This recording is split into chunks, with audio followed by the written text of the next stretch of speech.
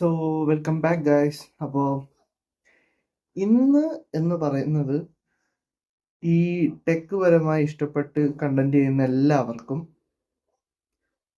ദേഷ്യപ്പെട്ട കുറച്ച് ദിവസങ്ങളാണ് ഈ 2-3 ദിവസം. Because of the waste phone I ever so. Nothing എന്ന് പറഞ്ഞ ഈ ബ്രാൻഡ് കുറേ നാളായിട്ട് നമ്മളിവിടെ വന്നെങ്കിലും നല്ല ഫോൺ ഇറക്കിയെങ്കിലും ഈ ഒരൊറ്റ ഫോണ് കാരണം ഇവരുടെ മാർക്കറ്റ് നല്ല രീതിക്ക് ഡൗൺ ആവാൻ പോവുകയാണ് ഇനി. അപ്പോൾ ആ ഫോണ് ഞാനിപ്പോൾ ഈ നത്തിങ് എന്ന് പറഞ്ഞപ്പോൾ തന്നെ നിങ്ങൾക്ക് മനസ്സിലായി കാണും ഞാൻ പറഞ്ഞ ഫോൺ ഏതാണെന്ന്. വേറെ ഫോണൊന്നുമല്ല, നത്തിങ് ഫോൺ 3 തന്നെയാണ്.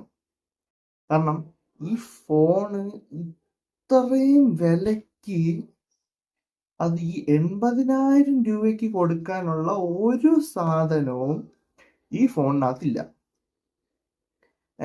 ഈ phone main first of all ഈ ഫോണിനെ കുറിച്ച് പറയാമെന്ന് വെച്ച് കഴിഞ്ഞാൽ 218.7 ഗ്രാമിന്റെ വെയിറ്റ് ഉണ്ട്.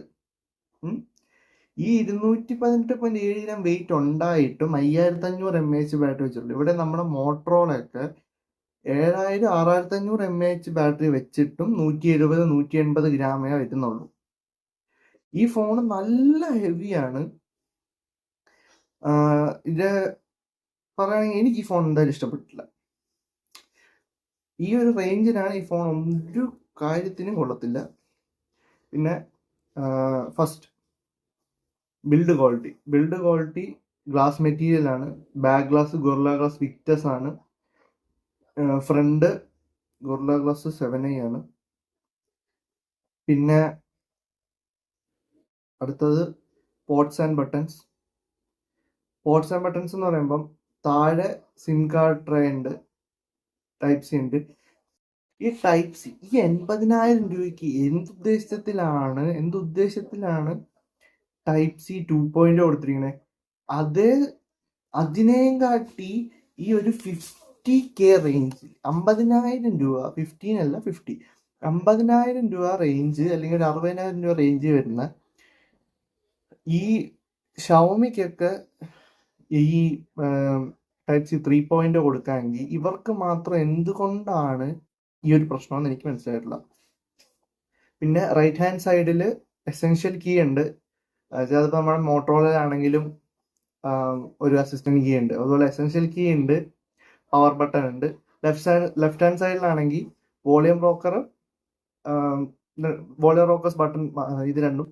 മേളില് സ്പീക്കർ ഗ്രിൽസ് ഉണ്ട്. വേറെ എക്സ്ട്രാ മൈക്രോഫോൺ, 2 മൈക്രോഫോണും താഴെ വരുന്നത്. സോ അതില്ല. പിന്നെ അടുത്തതെന്ന് പറയുമ്പോൾ ഡിസ്പ്ലേ എന്ന് പറയുമ്പോൾ എനിക്ക് ഈ ഡിസ്പ്ലേ ശരിക്കും പറഞ്ഞ് ഇഷ്ടപ്പെട്ടിട്ടില്ല. അത്രയ്ക്ക് ബോറാണ് ഡിസ്പ്ലേ എന്ന് പറഞ്ഞു കഴിഞ്ഞാൽ. 6.67 ഇഞ്ചിന്റെ 1.5K LTPS AMOLED ഡിസ്പ്ലേ കൊടുത്തു വെച്ചിരിക്കും. LTPS AMOLED ഡിസ്പ്ലേ 120 Hz ഉണ്ട്. LTPS AMOLED ഡിസ്പ്ലേ എന്ന് കേൾക്കുമ്പോൾ തന്നെ ഈ ഒരു റേഞ്ചിൽ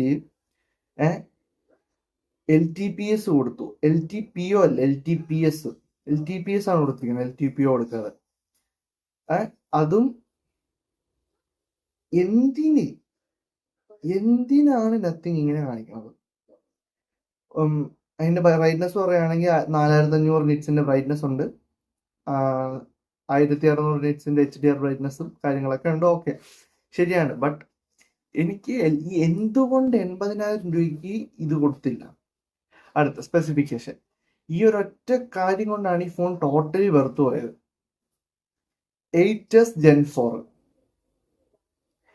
ഈ 32,000 രൂപയ്ക്ക് ഐക്യൂവിലും ഈ പോക്കോ F7 കൊടുത്തിന് 8s Gen 4 ചിപ്സെറ്റും വെച്ച് 80,000 രൂപയ്ക്ക് ഫോൺ ഇറക്കണമെങ്കിൽ അത്യാവശ്യം ഒന്നും പറയാനില്ല, പോട്ടെ. അത് ബാക്കി പറഞ്ഞിട്ട് ഇതിന്റെ ബാക്കി ഞാൻ പറഞ്ഞുതരാം. ഈ LPDDR5X റാം ഉണ്ട്, UFS 4.0 ഒക്കെ ഉണ്ട്. ഓക്കെ, അതൊക്കെ ഓക്കെ. പിന്നെ ഈ ഫോണിന്റെ ബാറ്ററി സൈഡ് 5500. ഞാൻ പറഞ്ഞില്ല, ഈ ഫോൺ ഇത്ര ഹെവി ആയിട്ടും കുറച്ചും കൂടെ നല്ല ബാറ്ററി അല്ലെങ്കിൽ കുറച്ചും കൂടെ കപ്പാസിറ്റി കൂടുതൽ വെക്കാതെ 5000 mAh വെച്ച് വിട്ടു, 5500 mAh വെച്ച് വിട്ടു, 5500 mAh വെച്ച് വിട്ടു. പെർഫോമൻസിന്റെ കാര്യം വേറൊരു കേസ് പറയാം. സ്പെസിഫിക്കേഷൻ അവിടെ നിൽക്കുന്നു, ഈ പെർഫോമൻസിന്റെ കേസ് പറയട്ടെ. ഇതില് ഈ ഫോണിൽ ബെഞ്ച് മാർക്ക് ടെസ്റ്റ് ചെയ്തപ്പം ഈ ഫോൺ പഴുക്കും. അതാണ് വലിയ കാര്യം. ഈ ഫോൺ പഴുക്കും. 62°C വരെ ഈ ഫോണിൽ നിന്ന് പഴുക്കും. നിന്ന് പഴുക്കും. എന്നിട്ട് ഇതല്ലാതെ നമ്മൾ ആൻറ്റിറ്റ്യൂഡ് സ്കോറോ ബാക്കി കാര്യങ്ങളോ അല്ലെങ്കിൽ ഇതിന്റെ ത്രോട്ടലിംഗ് ടെസ്റ്റ് റൺ ചെയ്യണമെങ്കിൽ 60°ന് നമ്മൾ 20°C തണുപ്പിച്ചോണ്ട് വന്നാലേ അത് ചെയ്യാൻ നടക്കുള്ളൂ. ഈ ഒരു റേഞ്ചിൽ എന്ത് കാണിക്കാനാണ് ഇങ്ങനെ ഒരു ഫോൺ ഇറക്കിയതെന്ന് എനിക്ക് അറിഞ്ഞുകൂടാ. അടുത്ത് പിന്നെ ഒരു കാര്യം, 8S10 ആയതുകൊണ്ട് BGMI out of the box 120 FPS ഒക്കെ കിട്ടുന്നുണ്ട്. OSന്റെ കാര്യമൊക്കെ അതിനൊക്കെ ഞാൻ നത്തിങ്ങിന്റെ കൂടെയാണ്. കാരണം OS നല്ല OS ആണ്, ക്ലീൻ OS ആണ്. ഇതിൽ നത്തിങ് OS 3.5 ഉണ്ട്, ബേസ്ഡ് ഓൺ Android 15. പിന്നെ സ്പീക്കർ സ്റ്റീരിയോ ആണ്. വീഡിയോ എല്ലാ ക്യാമറയിലും 4K റെക്കോർഡ് ചെയ്യാൻ പറ്റും. ക്യാമറ എന്ന് പറയുമ്പം മെയിൻ ക്യാമറ ഡിപ്പാർട്ട്മെന്റ് എന്ന് പറയുമ്പോൾ എനിക്കിഷ്ടപ്പെട്ടിട്ടില്ല.